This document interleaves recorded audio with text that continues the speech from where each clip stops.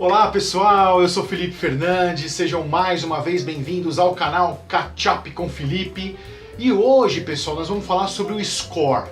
Então, o que é esse score que as pessoas estão falando direto, que está na moda rolando aí? Vou falar basicamente então o que ele é, como é que funciona, como é que as empresas olham para o seu score, qual é o score ideal, né? Como você saber o seu score, como que você aumenta o seu score.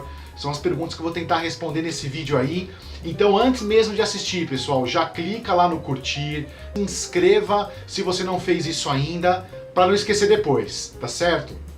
Muito bem, então, o que é esse score, pessoal? Score é uma pontuação que é como se fosse, pessoal, a sua reputação no ponto de vista financeiro. Não está relacionado em quanto você ganha ou quanto de dinheiro você tem, mas o quão bom pagador você é, se você paga suas contas direitinho, se você paga suas contas em dia, é sobre isso que o score está relacionado, tá certo? E outra coisa, pessoal, isso aí é mais antigo do que se pode pensar, não é tão novo. Eu, quando era estagiário da Caixa Econômica quase 20 anos atrás, a gente já mexia com score, a gente já calculava esse score. Vou contar uma história rápida para vocês. Eu tava esses dias no supermercado, né, com a minha esposa e tal, a gente tava passeando lá, e aí fomos pro caixa. A mulher perguntou pra mim: o senhor quer CPF na nota? Eu respondi: sim, eu quero CPF na nota. Ela foi lá, colocou o CPF, começou a passar as compras, aí de repente chega uma outra mulher, uma outra pessoa. Ela falou assim pra mim: ah, senhor, o senhor não quer fazer o cartão da nossa loja pra ter desconto? Eu falei: não, obrigado, já tenho cartão, tá tudo certo, não preciso, muito obrigado. Ela falou: puxa, faz nosso cartão, é bacana, tudo mais e tal. E outra, a gente já tem o seu CPF, quando o senhor informou pra nota fiscal, a gente já viu que o senhor já tem um cadastro pré-aprovado e tudo mais, então você pode fazer o nosso cartão. Aí eu falei: ah, entendi, quer dizer que eu dou meu CPF pra ter a nota fiscal paulista, e aí vocês usam meu CPF pra calcular aí, pra saber se eu tenho um limite pré-aprovado com vocês.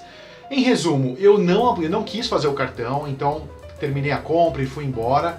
Mas falando dessa história, eu estou respondendo já a segunda pergunta. Para que serve? Serve, pessoal, basicamente para as empresas entenderem, de novo, o quão bom pagador você é. Se você honra direitinho com as suas contas, para saber se você pode ter um cartão de crédito, um empréstimo ou qualquer outra coisa que envolva aí o seu CPF. Bom, pessoal, tem uma outra pergunta aqui, que é como é que as empresas olham para o seu score? Cada empresa, pessoal, tem o próprio score. Ela calcula de um jeito específico, um critério próprio. Ela faz, ela vê lá a sua renda, vê lá quanto que você paga de aluguel, se você tem carro próprio, se não, quanto é que você paga de financiamento, que seja.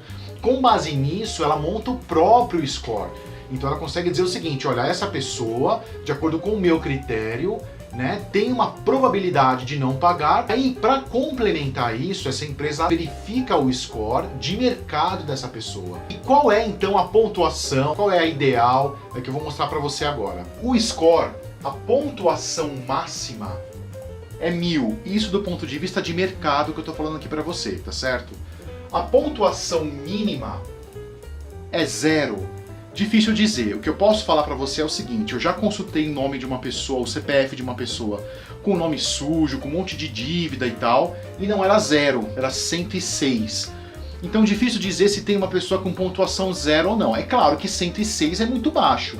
Então quanto mais perto de 1000, melhor, tá certo?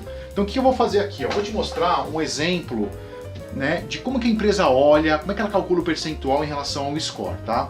Primeiro, eu vou escrever aqui, ó, pessoas, ou pessoa, tá? Eu fiz uma análise de 4 pessoas. Então eu vou colocar o seguinte: pessoa A, pessoa B, pessoa C e pessoa D. A pessoa A, pessoal, tinha um score de 970 aproximadamente.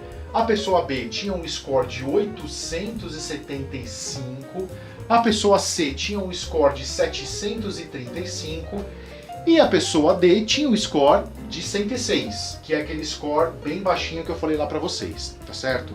Então olha que interessante. Quando você consulta o score dentro desse site que eu vou passar para vocês já, ele fala o seguinte: olha, tá perto de 1000, né? E lá no site dizia que a pessoa A, com essa pontuação, tem de 5 a cada 100 pessoas não pagam as suas dívidas. A pessoa B era um patamar de 10 a cada 100 pessoas não pagam. A C era um patamar de 15 a cada 100. E a D, pessoal, era 93 a cada 100. Ou seja, essa pessoa A, ela representa um risco de 5%. A B representa um risco de 10%. A C de 15%. Isso aqui é real, tá? Eu calculei mesmo. E a D tem um risco aqui de 93%. Muito bem. O que eu falei antes? Que cada empresa tem o próprio critério de calcular o seu score. Então ela olha para o critério dela e depois ela vem e olha também para o score de mercado. E ela fala o seguinte, bom, as pessoas que têm de 10% para baixo, né, no caso aqui de 10, 8, 7, 6, 5, essas eu vou aprovar um crédito, um financiamento ou algo assim. As pessoas que têm de 10% para cima, essas eu não aprovo.